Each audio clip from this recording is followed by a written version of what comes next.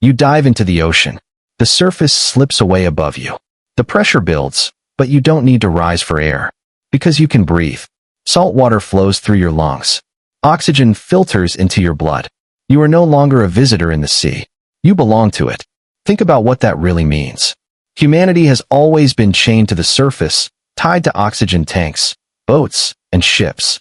For thousands of years, the ocean has been a mystery. We cross it. We fish it. We fear it. But we do not live in it. Now imagine if that boundary was erased overnight. If every human on Earth suddenly gained the ability to breathe underwater. Would our cities move beneath the waves? Would wars erupt across oceans? Would the sea become our greatest refuge, or our final downfall? Stay with me, because the answers lie deeper than you think. First, let's define the change. Right now, humans are land-based creatures. We can swim, dive, and use technology like scuba tanks, but our biology limits us. Our lungs can't extract oxygen from water. Without air, we drown in minutes. But imagine evolution makes a leap. Our lungs adapt like gills.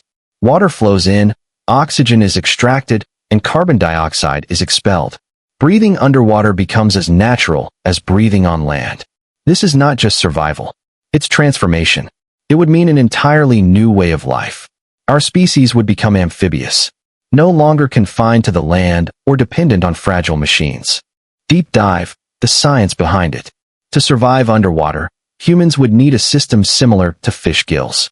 Fish draw water through thin filaments called lamellae, extracting tiny amounts of dissolved oxygen. But here's the catch.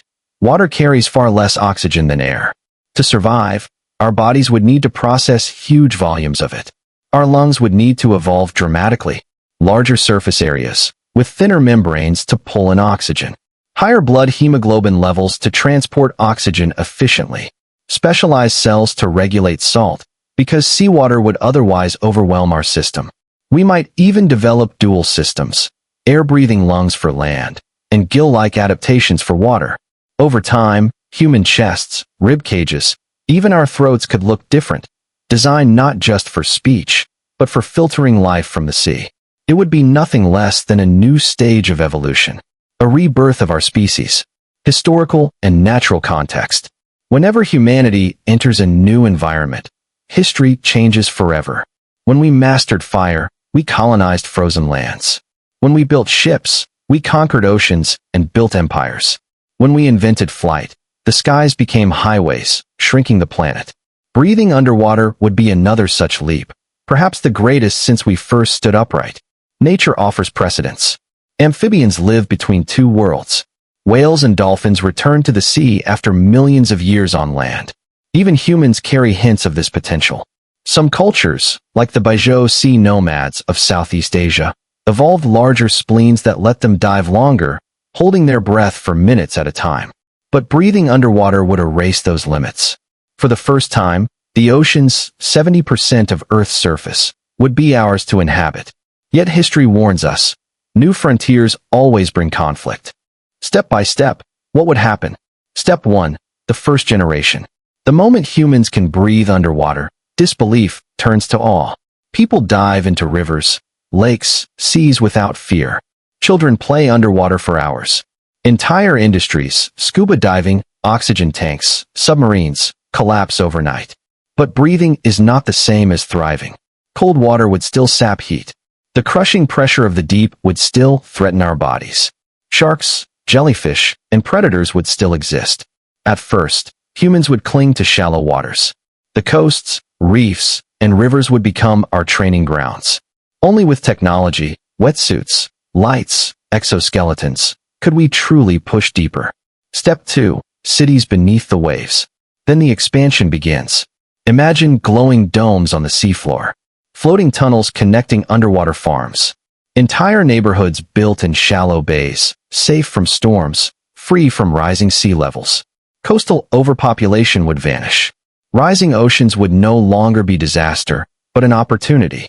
Humanity would migrate into the sea, not away from it. Our diets would change too. Kelp forests and coral farms would replace wheat fields. Fish and shellfish would replace cattle. The ocean would become both our farmland and our home. Step 3. A new economy. With access to the seabed, The global economy would transform. Oceans hide unimaginable resources. Rare earth minerals scattered across the seabed.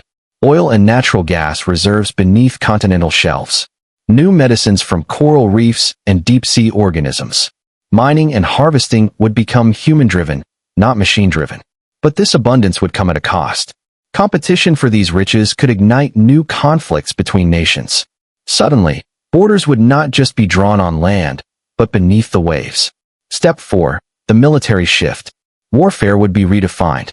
Imagine armies not marching across deserts or flying through skies, but swimming silently beneath oceans. Naval power would collapse. Submarines and ships would be useless against swarms of human divers, able to attack from every direction. Coastal cities would be vulnerable.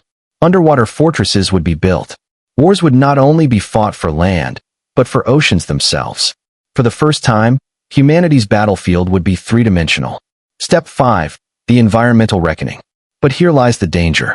The oceans are already fragile. Overfishing, plastic waste, coral bleaching. The seas struggle under our current weight. If billions of humans lived directly inside them, the consequences could be catastrophic. Coral reefs might vanish under constant harvesting. Whale migrations could be disrupted by human settlements. Pollution could spread faster than ever. Yet, there is another possibility. If humans lived in the ocean, perhaps we would finally understand it. Perhaps we would protect it. Just as people who live in forests or deserts learn to respect their limits, we might become stewards of the seas. Guardians, not conquerors. The choice would define not just survival, but civilization itself. The cosmic scale. This isn't only about Earth. Space exploration could change forever. Many moons and planets, Europa, Enceladus, even distant Titan, are believed to hide oceans beneath their icy crusts. Right now, they are deadly to us. But for a water-breathing species, they might become new homes. Entire civilizations could one day thrive not on alien soil, but in alien seas.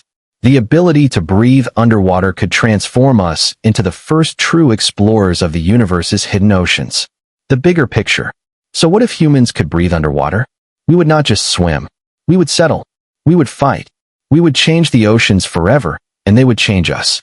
The sea would no longer be a boundary. It would be a frontier, a sanctuary, a battlefield, a home. But the ultimate question is this: would we embrace the sea as guardians, learning balance and respect? Or would we repeat history, conquering it until nothing is left but silence? And if tomorrow, you awoke with gills in your chest and lungs built for the sea, would you dive into a new civilization? Or drown in the weight of your own ambition? Perhaps the greater question is this: if we conquered the oceans, what would we conquer next? Next time, what if humanity left Earth forever?